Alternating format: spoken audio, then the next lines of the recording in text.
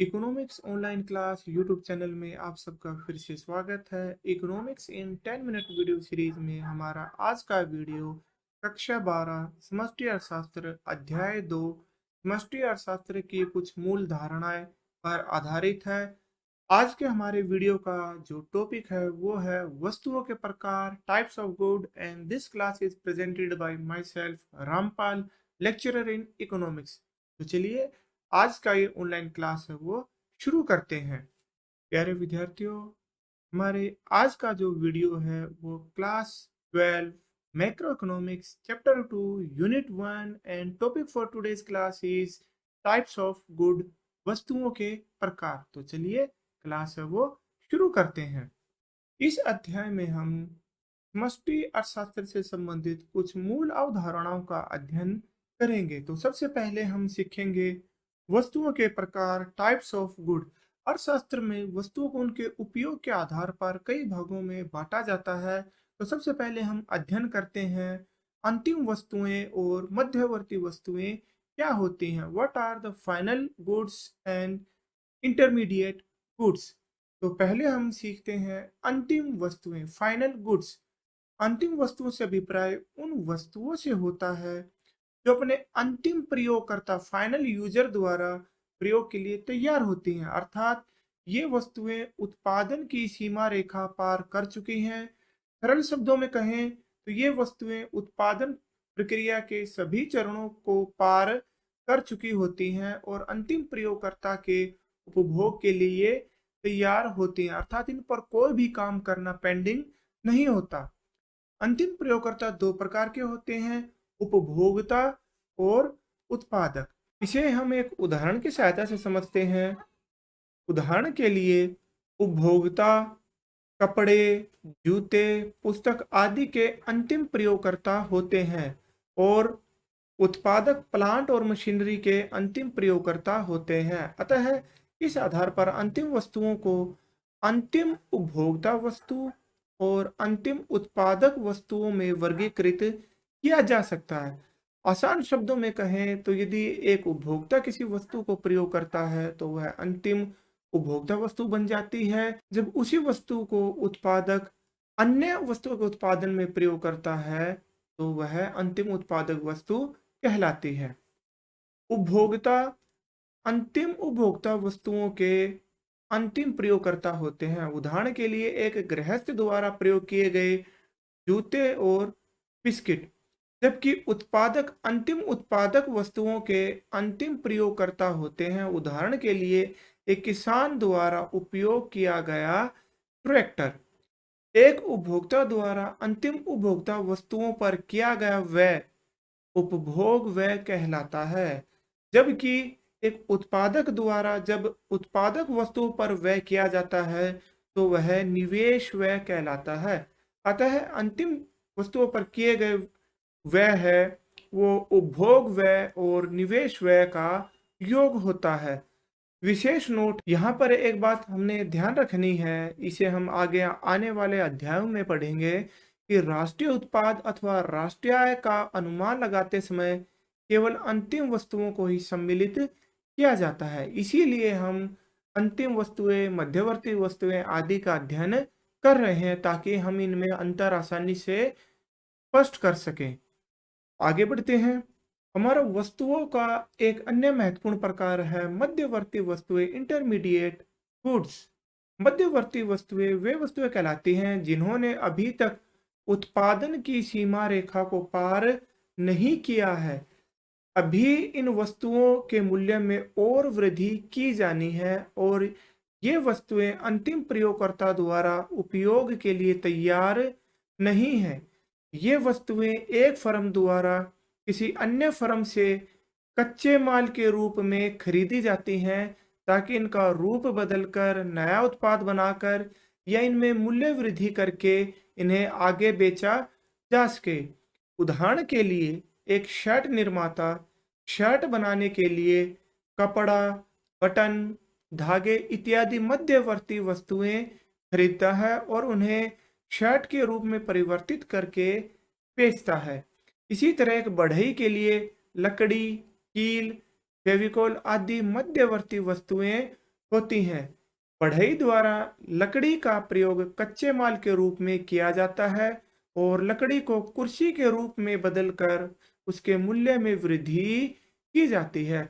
और आसान शब्दों में कहें तो किसी भी वस्तु के उत्पादन में जिन जिन वस्तुओं का प्रयोग किया जाता है वो मध्यवर्ती वस्तुएं कहलाती हैं। उदाहरण के लिए एक मिठाई विक्रेता मिठाई बनाने के लिए दूध, चीनी, घी, गैस सिलेंडर इत्यादि का प्रयोग करता है। तो मिठाई बनाने की प्रक्रिया में ये सभी वस्तुएं मध्यवर्ती वस्तुएं कहलाती हैं। आगे सीखते हैं। संक्षेप में कहा जा सकता है कि मध्यवर्ती वस्तुएं उन वस्तुओं को कहते हैं जिन्हें एक फर्म अन्य फर्म से इसलिए खरीदती है ताकि इनकी पुनः बिक्री की जा सके या इन्हें कच्चे माल के रूप में प्रयोग किया जा सके। क्योंकि मध्यवर्ती वस्तुओं का मूल्य अंततः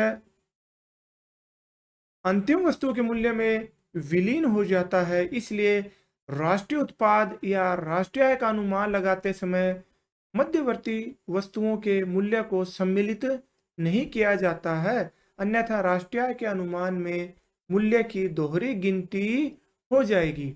इसे एक उदाहरण से समझते हैं। उदाहरण के लिए जब एक बढ़ई 5,000 रुपये की लकड़ी खरीद कर ये कुर्सियों में बदल कर 10,000 रुपये में बेचता है, तब कुर्सियों यानी अंतिम वस्तु के मूल्य में लकड़ी, कील, फेविकोल आदि मध्यवर्ती वस्तुओं का मूल्य शामिल होता है। आगे बढ़ते हैं। हमारे अध्ययन का अगला बिंदु है एक ही वस्तु मध्यवर्ती अथवा अंतिम वस्तु हो सकती है। द सेम गुड में बी फाइनल गुड और इंटरमीडिएट गुड। एक ही वस्तु मध्यवर्ती अथवा अंतिम वस्तु दोनों हो सकती है।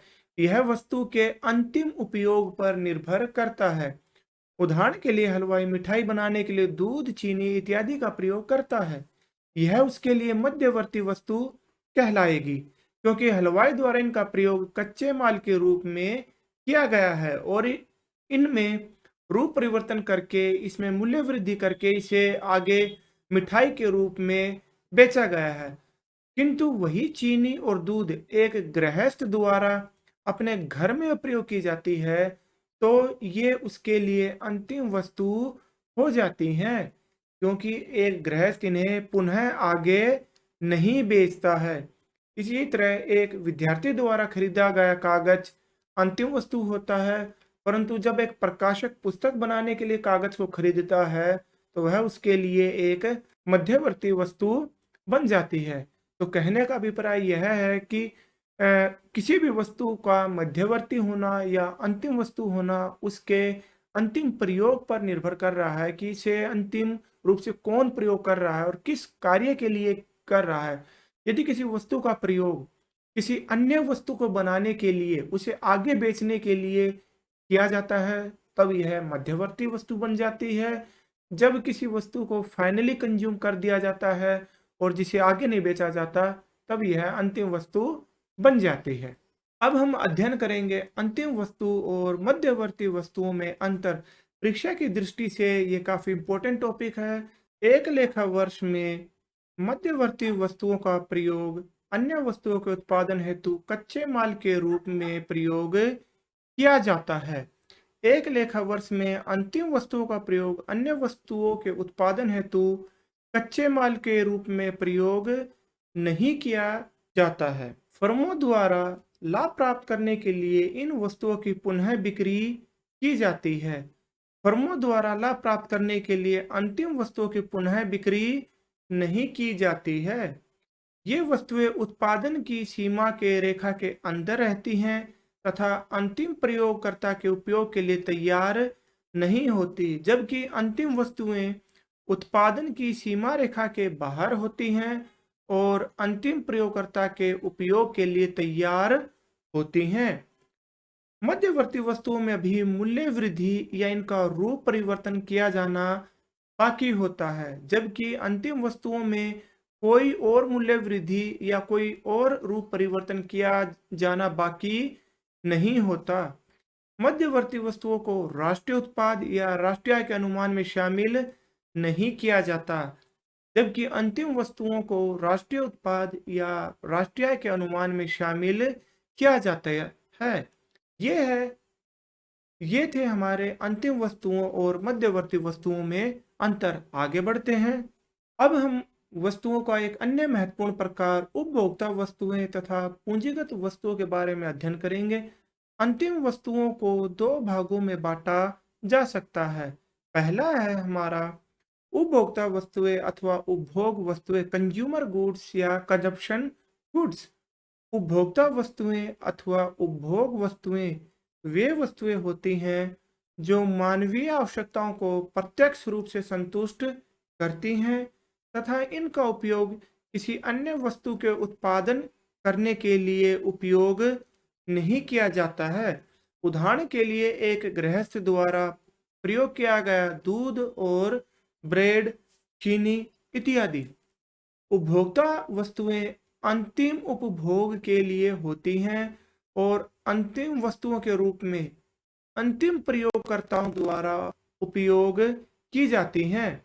उपभोक्ता वस्तुओं के सबसे महत्वपूर्ण प्रयोगकर्ता हैं उपभोक्ता परिवार। अपनी आवश्यकताओं की प्रत्यक्ष संतुष्टि के लिए सरकार एक कल्याणकारी एजेंसी के रूप में, उदाहरण के लिए बाढ़ और अकाल पीड़ितों को खाद्यान्न और कपड़े बांटे जाते हैं। साथ ही गैर सरकारी संगठन भी अंतिम वस्तुओं के अंतिम प्रयोगकर्ता होते हैं जब वे अपने कर्मचारियों के लिए अथवा दान हेतु उपभोक्ता वस्तुओं को खरीदते हैं।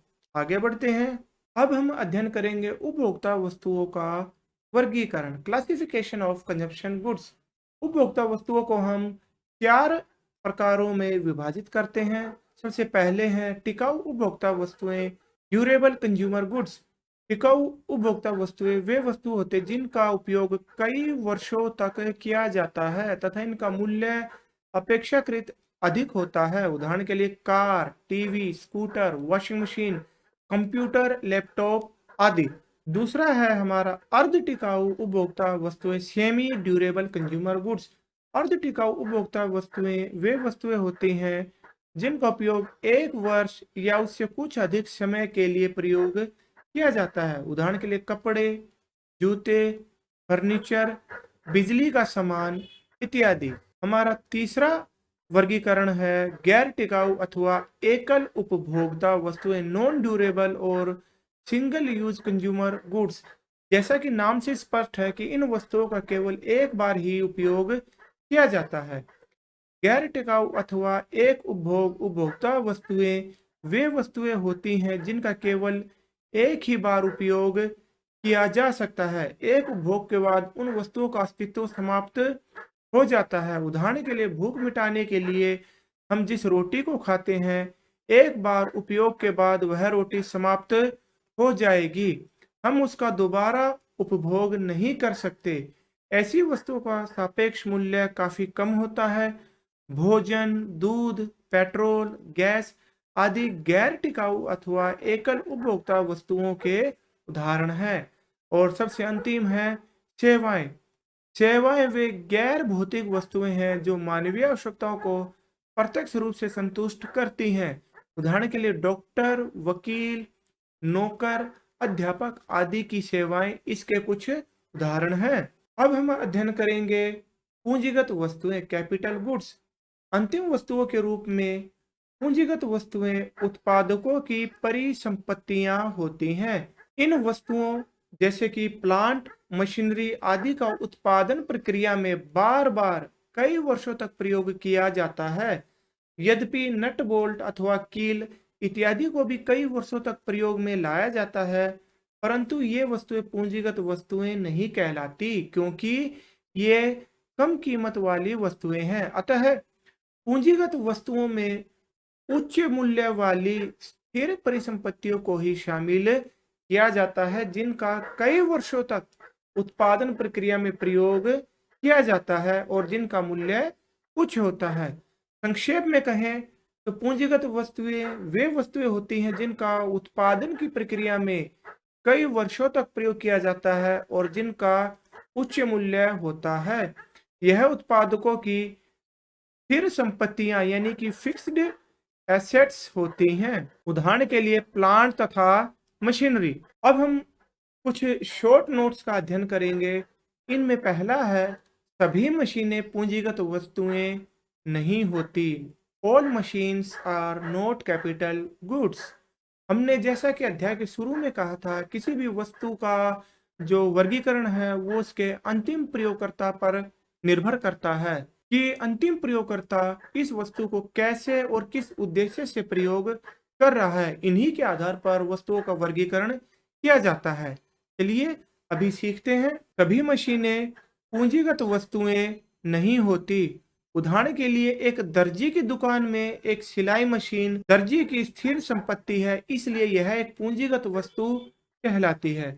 परंतु वही मशीन यदि एक उपभोक्ता के परिवार के घर में है तो वह पूंजीगत वस्तु नहीं कहलाएगी, तब वह केवल एक टिकाऊ उपभोक्ता वस्तु कहलाती है। इसी तरह एक कार पर्यटन कंपनी के पास हो तो वह एक पूंजीगत वस्तु बन जाती है, परंतु वही कार यदि एक उपभोक्ता परिवार के पास है तो वह एक टिकाऊ उपभोक्ता वस्तु कहलाएगी। इनमें अंतर करने के लिए यह जानना आवश्यक है कि उसका अंतिम प्रयोगकर्ता कौन है।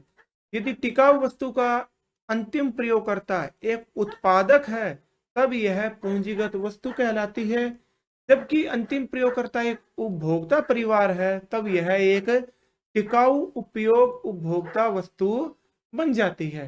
अतः केवल उन्हीं टिकाऊ वस्तुओं को पूंजीगत वस्तुएं कहा जाता है जिनका उत्पादक वस्तुओं के रूप में प्रयोग होता है, न कि उपभोक्ता वस्तुओं के रूप में। आशा है अब आप ये अंतर आसानी से समझ गए होंगे। फिर भी यदि आपको कोई शंका है तो आप नीचे कमेंट बॉक्स में लिख सकते हैं। आगे बढ़ते हैं। आज के हमारे वीडियो का अंतिम टॉपिक है, सभी पूंजीगत वस्तुएं उत्पादक वस्तुएं होती हैं, परंतु सभी उत्पादक वस्तुएं पूंजीगत वस्तुएं नहीं होती। All capital goods are producer goods but all producer goods are not capital goods. उत्पादक वस्तुएं उन सभी वस्तुओं को कहते हैं जिनका उपयोग उत्पादन की प्रक्रिया में किया जाता है, अथवा उत्पादक वस्तुएं वे वस्तुएं होती हैं जिनका प्रयोग अन्य वस्तुओं के उत्पादन में किया जाता है। इन वस्तुओं में उत्पादकों की उच्च मूल्य वाली पूंजीगत परिसंपत्ति और कच्चे माल दोनों को शामिल किया जाता है। उत्पादकों की स्थिर संपत्ति के विपरीत कच्चे माल के रूप में प्रयोग की गई वस्तुएं टिकाऊ उपभोक्ता वस्तुएं नहीं होती। यह एकल उपयोग उपभोक्ता वस्तुएं होती हैं जिनका उत्पादन की प्रक्रिया में बार बार प्रयोग नहीं किया जा सकता। इसे एक उदाहरण से समझते हैं। उदाहरण के लिए एक कुर्सी बनाने के लिए एक उत्पादक अपनी मशीनरी और लकड़ी दोनों का प्रयोग करता है। लकड़ी से एक बार कुर्सी बनने के बाद उस लकड़ी का अन्य कुर्सी बनाने के लिए प्रयोग नहीं किया जा सकता, जबकि मशीनरी का प्रयोग उत्पादन की प्रक्रिया में बार बार किया जा सकता है, क्योंकि यह एक टिकाऊ उपयोग वाली उत्पादक वस्तु है। अतः इस उदाहरण से स्पष्ट है कि सभी पूंजीगत वस्तुएं उत्पादक वस्तुएं होती हैं, परंतु सभी उत्पादक वस्तुएं पूंजीगत वस्तुएं नहीं कहलाती। तो प्यारे विद्यार्थियों, ये थी हमारी आज की क्लास। आज की ऑनलाइन क्लास में हमने क्या सीखा? आज की क्लास में हमने सीखा वस्तुओं के प्रकार। अंतिम वस्तुएं और मध्यवर्ती वस्तुएं। एक ही वस्तु मध्यवर्ती अथवा अंतिम वस्तु हो सकती है। अंतिम वस्तुओं और मध्यवर्ती वस्तुओं में अंतर। और उसके बाद हमने अध्ययन किया वस्तुओं के दूसरे प्रकार, उपभोक्ता वस्तुएं तथा पूंजीगत वस्तुएं। आगे हमने अध्ययन किया सभी मशीनें पूंजीगत वस्तुएं नहीं होती और सभी पूंजीगत वस्तुएं उत्पादक वस्तुएं होती हैं, परंतु सभी उत्पादक वस्तुएं पूंजीगत वस्तुएं नहीं होती। And this class is presented by my self Rampal, lecturer in economics. Economics online class YouTube channel से जुड़े रहने के लिए आप सभी का धन्यवाद। जय हिंद, जय भारत।